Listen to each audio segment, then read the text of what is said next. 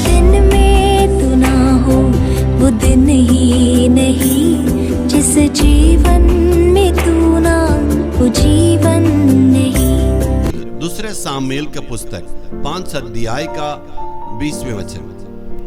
तब दाऊद बालपरासीम को गया और दाऊद ने उन्हें वहीं मारा। तब उसने कहा, यहोवा मेरे सामने होकर मेरे शत्रुओं पर जल की धारा की नाई टूट पड़ा है। इस कारण उसने उसका नाम बालपरासीम रखा। दाऊद ने फिलिस्तियों से वहां पर जाके चढ़ाई की, युद्ध किया। परमेश्वर ने फिलिस्तियों को उनके हाथों में कर दिया और उन्होंने फिलिस्तियों को मारा और उस पर विजय पाई।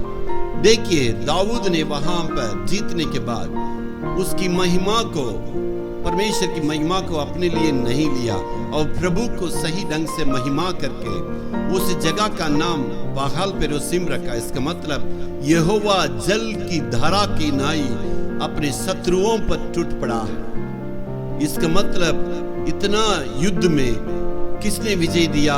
पिता परमेश्वर ने उनको विजय दिया। पिता को उन्होंने महिमा की।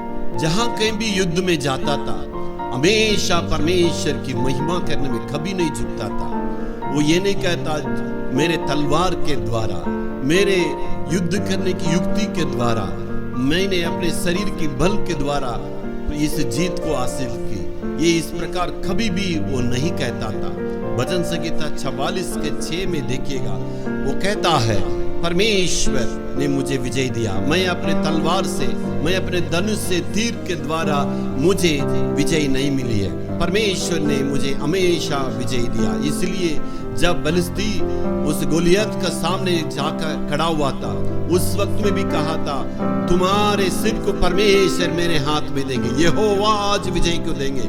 यानी महिमा को परमेश्वर को देने के लिए चाहते थे। इसलिए परमेश्वर दाऊद कहां भी गया था उनको विजय दिया। परमेश्वर ने दाऊद की सारे युद्धों में साथ रह के उनको विजय को परमेश्वर ने दिया। मेरे प्यारों, आज आप इस आशीष में हैं, आज आपके जीवन में इतना कामयाबी है। सब बात के लिए प्रभु को धन्यवाद देना है, परमेश्वर को महिमा करना है। छोटी सी छोटी बात में भी यदि हासिल करते हैं, यदि सफलता मिलती है, आशीष मिली है, बढ़ोतरी मिली है, कामयाबी मिली है, सारी बातों को लेके परमेश्वर को महिमा करना चाहिए। आपके जीवन में जो कुछ आशीष को आपने प्राप्त की है, वो सारे आशीष के लिए परमेश्वर की नाम को महिमा करके प्रभु को धन्यवाद देने से आपके जीवन में आशीष की बढ़ोतरी होगी। Hallelujah, hallelujah.